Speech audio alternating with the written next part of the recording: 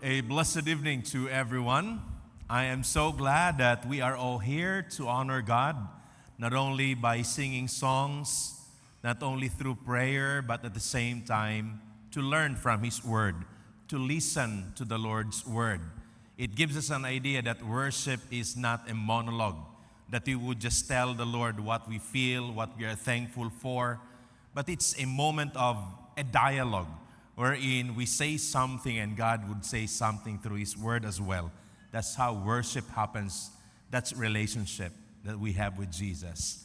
And tonight we'll be delving into the second sermon within our series. And it's called Peculiar, when God qualifies the unqualified.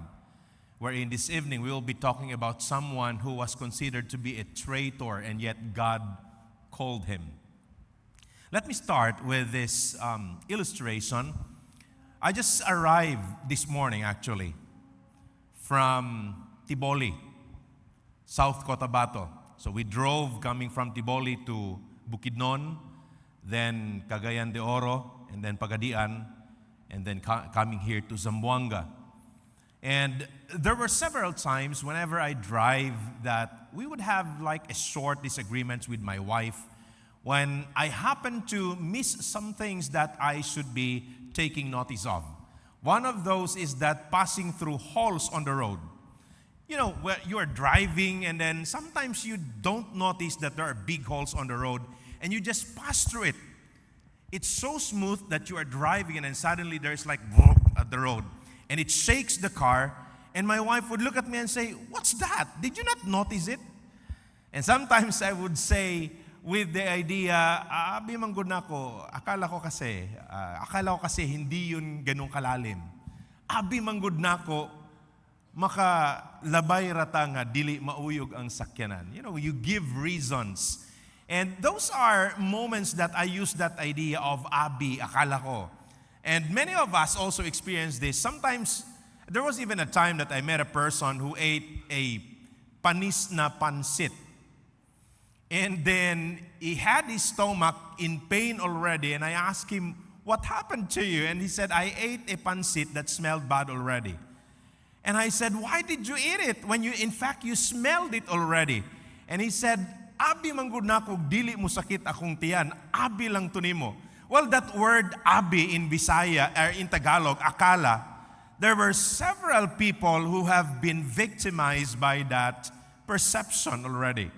And I know you could relate with this because somehow at some point in your life, you became a victim of this maling akala. But there is a more serious perception that the Pharisees had in the story that we will be looking at this time, because their maling akala really could affect their eternity. It won't just affect a certain period of their lives, but it's going to affect their eternity. And let's delve into the text that God has told to me. In the book of Matthew chapter 9, verses 9 to 13, where it says here, Matthew 9, 9 to 13, "As Jesus went on from there, he saw a man called Matthew sitting in the tax collector's booth, and he said to him, 'Follow me.' And he got up and followed him. Then it happened that as Jesus was reclining at the table in the house, behold, many tax collectors and sinners came and were dining with Jesus and his disciples. When the Pharisees saw this, they said to his disciples, 'Why is your teacher eating with the tax collectors and sinners?' But when Jesus heard this, he said, 'It is not those who are healthy who need a physician, but those who are sick. But go and learn what this means. I desire compassion and not sacrifice, for I did not come to call the righteous, but sinners.'" May the good Lord bless the reading of His word. Matthew was a tax collector. A tax collector was considered to be somebody who was unrighteous back then. Why unrighteous? A tax collector during the time of the Romans was appointed by the Roman officers. And the tax collector usually was a Jew in that particular area, in the Judean area. Because the tax collector is a Jew, he collects from the people, his own people, and the Roman government does not pay him any compensation. That was the arrangement. And I got this from biblical commentators. They say that they are not paid with any compensation. How do they make for life? They double the tax that they charge towards the people. If the Roman officer would tell him, your quota is 100,000 a month, what usually a tax collector did during that time, he collected either doubled or tripled the real tax that the people were supposed to pay. So if you think about it, tax collectors were considered to be liars, corrupt people, unrighteous individuals. That's how they were perceived by the common people back then. Added to that, they did not only see or look or perceive the tax collectors as liars, as corrupt and unrighteous individuals, but they look at them as traitors. Why traitors? As I have told you, commonly in the Judean area, the tax collectors were Jews. The Jewish people hated the Romans because the Romans were invaders who sucked on their resources, invaders who took control of their land in which they could not live freely. So the Jewish people hated the Romans, and it was the Romans who appointed the tax collectors who were Jews themselves. So how an ordinary looked at a tax collector who's a Jew? A traitor. Normally, a Pharisee would not dare to mingle with a tax collector. Because tax collectors, as I have said, were considered unrighteous, dirty spiritually. They were corrupt individuals, and as holy men, they would never dare get in contact with them. They will not engage into any conversation with them. Tax collectors were a no-no to the Pharisees, even with the priest. Now what happened here is that Jesus, who taught about holiness, who claimed to be the Son of God, who claimed to be the Son of Man, who claimed to be sent from above, a holy being as he claimed to be, and yet he mingled with the tax collectors. There was a big question in the mind of the Pharisees, but they kept silent at that moment. But the text tells us that there was a further action that Jesus committed that made them speak out. What was that? After calling Matthew, a tax collector, after conversing with him, after telling Matthew, come and follow me. You know, these words, follow me, was no ordinary statement that came out of the mouth of Jesus. Why did I say that? Because if you look at the other accounts in the gospel, you would notice that when he called Peter, James, and John, when he called the other disciples that became part of the 12, he used this statement that said, follow me. Meaning it bears an idea of a serious matter before him, between him and this person that he called to be with him, a person that is called to be his disciple, to be his follower. There is a teacher-student relationship that Jesus invited this Matthew to be with him. There was that kind of notion. So how in the world that a holy man who claimed to be coming from heaven is now engaging with someone who is perceived as a traitor, unrighteous, corrupt, and a person who lies several times? But following this incident, Jesus went into a house. Now the text in Matthew doesn't say whose house was it. But the order of the narrative would give us a sense of understanding that it was the house of Matthew. Matthew probably invited Jesus. And Jesus went there and have a meal with not with the disciples, but with some of the tax collectors. Look at verse 10.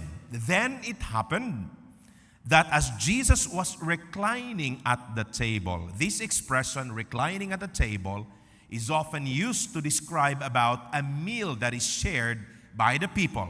Reclining at the table in the house, behold, many tax collectors and sinners came and were dining with Jesus and his disciples. The Pharisees saw all of this, and they cannot stop themselves from commenting about what was happening. Because this time, it was not just one tax collector, but several tax collectors. This time, it was not just tax collectors, but it was among sinners.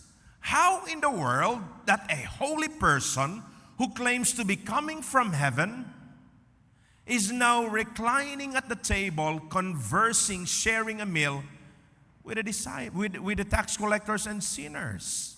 So they questioned. The question in their mind that came out of their mouth was this: why is your teacher eating with the tax collectors and sinners? Because as far as the evaluation of the Pharisees, if you are a holy man, you shall avoid this kind of people. You shall never associate with this kind of individuals. And that's what they do. They never associate themselves with a sinner. They don't associate themselves with a Samaritan. They don't associate themselves with people who are not Jews. They try to preserve themselves ceremonially because they wanted to maintain a righteous standing before God. That was their perception. And so Jesus, hearing this, commented something. His comment had to do with the meal that he was doing with them. Think about this. When Jesus shared a meal with the disciples, I always believe that there is something deep in sharing a meal. When someone invites you for a meal, it means a lot. You know, we Filipinos are fond of what we call respetar nga invitation. For example, you're preparing for your dinner, and somebody just happened to pass by your house, unplanned. That person is not close to you, and because we are showing respect to others, we tell the person, mga unta. We invite out of respect. Pero pag mukaon gani nang atong gi-invite, pag humagkaon, maingom dahil itang bagal ay siyag nawong, no? Di ba na to siya close, pero nikaon siya, imo mang gi-invite. What was the meaning of your invitation? Respetar. But when a person cordially invites you for a meal, it means a lot in reality. Not just out of respect, but with all his heart or her heart. When that person invites you for a meal and tells you, can we have a lunch together? It means to say that person wants to have a deeper relationship with you. It means to say that person desires to have a better conversation with you. It means a lot. One time I had a meeting with some pastors at Lake Cebu. And there's a friend of mine who lives nearby. And so I went to his house without telling him in advance. So it was like a surprise visit. I knocked on the gate and he was there. So I was happy. He brought me inside his house and he asked me to sit down. While we were conversing, after around 3 minutes, he said, classmate, stay here first. I will go inside and I'll prepare a coffee and some food for us to share. So he went inside, and his 7-year-old son that time came to me while I was seated there. He said, friend gayud mo ni Papa, no? Many Ilonggos are living there in Tiboli area, Lake Cebu, Coronadal. Friend gayud mo ni Papa, no? And then I asked him, nganong nagpamangkot ka man? Ingon pa siya, di siling ni Papa sa akon, pag di siya ganahan sa tao, iya haabugon pa uli kaya di siya gusto mag-istorya. Pero pag mag-offer gana isang copy, friend na niya, kaya gusto siya mag-istorya sa tao. Kung mo ba sinain siya, yes, friend ka mo ni Papa ba? It means a lot. When you share a meal, especially with a cup of coffee, it means to say that it's gonna take a longer time. Meaning, the person desires to have a meaningful conversation with you. It means a lot. And I think when Jesus spent some time eating, dining with the tax collectors and sinners, he was actually delving into a deeper relationship with them. And this is something that the Pharisees never understood. Because for them, you shall avoid this kind of people. When Jesus heard what they said to his disciples, asking the question, why is your teacher eating with the tax collectors and sinners? This was the response of Jesus. It is not those who are healthy who need a physician, but those who are sick. Now take note, in the previous verses, even in the previous chapter, you would see there that Jesus healed several instances. You look at chapter 8, verses 1 to 4, Jesus healed the leper.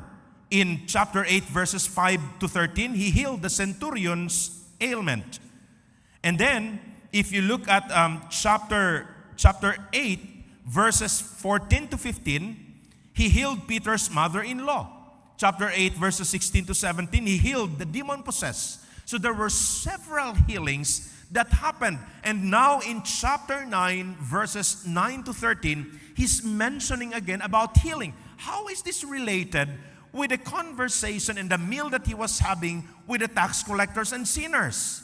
How is this related with the question of the Pharisees that says, why is your teachers eating or dining with the tax collectors and sinners?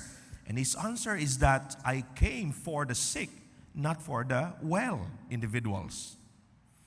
The truth of the matter is that when Jesus was spending time with the tax collectors and the sinners, it was a moment of digging into a deeper relationship with them, because it is in that deep relationship that he can truly address the kind of sickness that a person has. The Pharisees all the while were thinking, we are well. We are not sick. We are well physically and spiritually.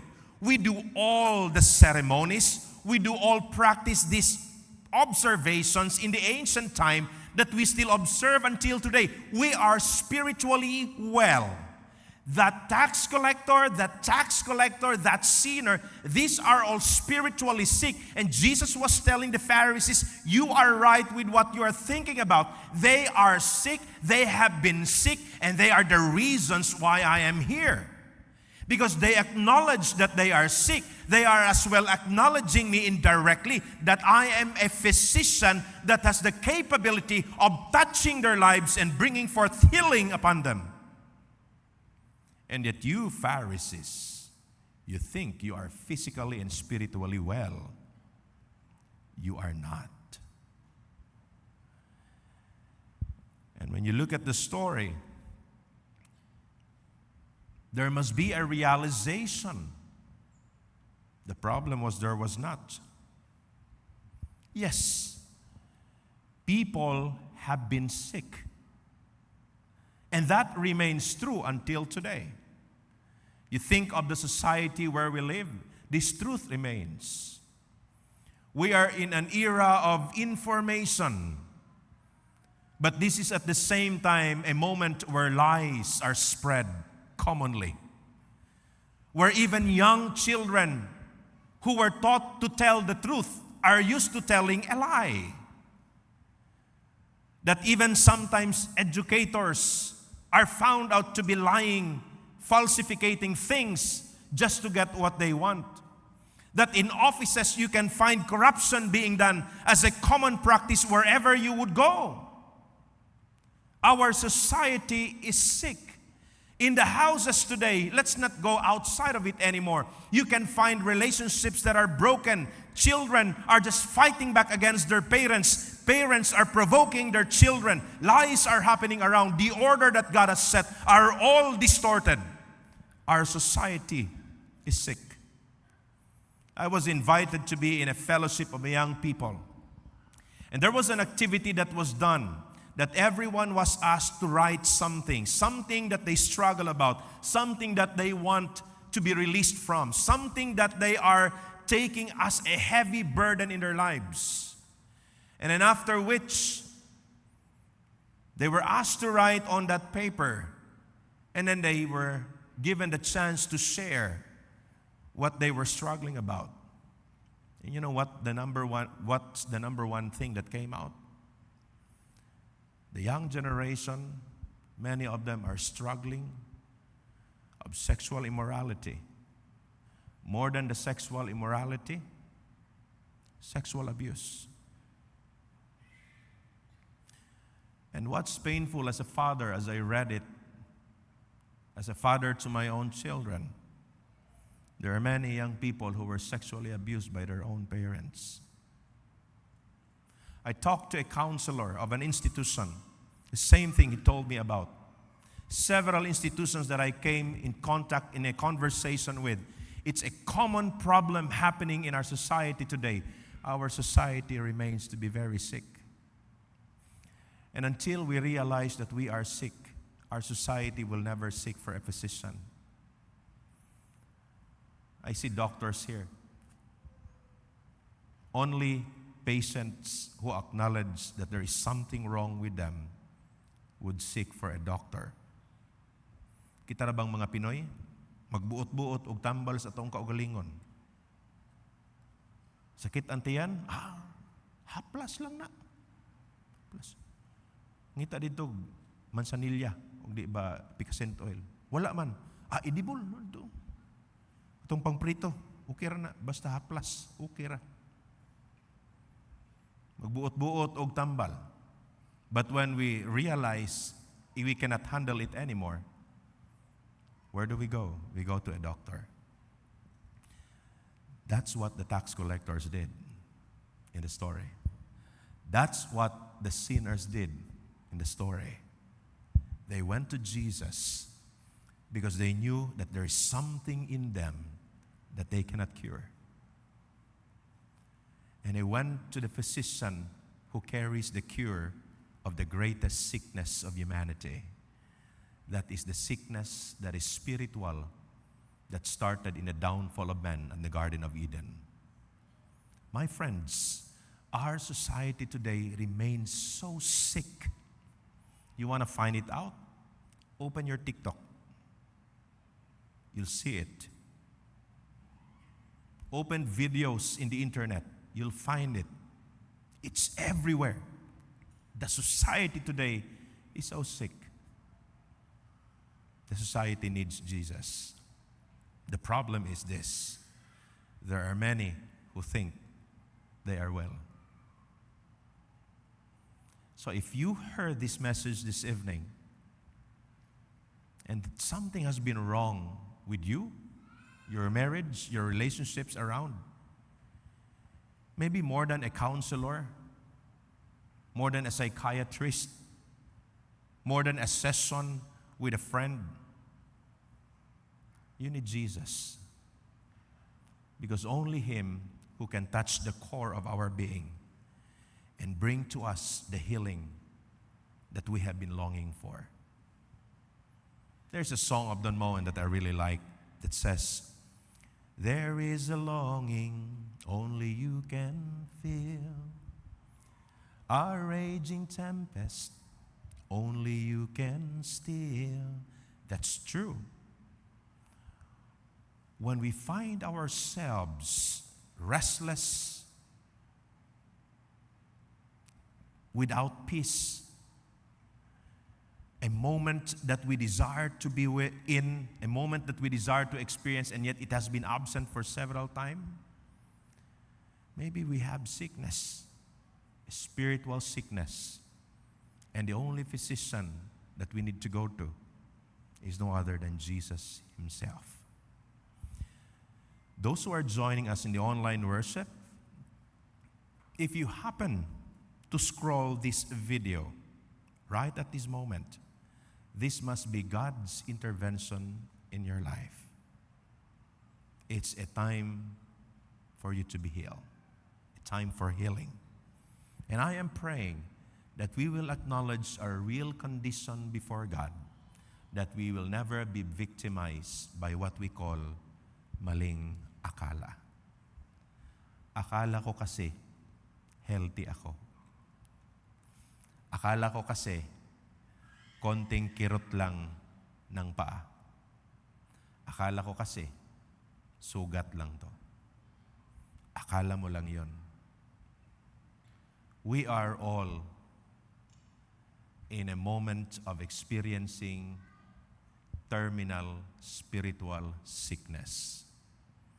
And it's only Jesus who can bring us the real healing that we need. If you have been kneeling before Him, coming before Him, giving Him thanks because He has healed you, praise the Lord for that. Be an instrument of God's healing toward others. There are some people, there are many of them out there who are spiritually sick. And Jesus needs somebody that He can use as He attends to the sickness of those people around. May we all become God's instrument of healing grace. Go to the world and be used by the greatest physician of all time. God bless you all and good evening.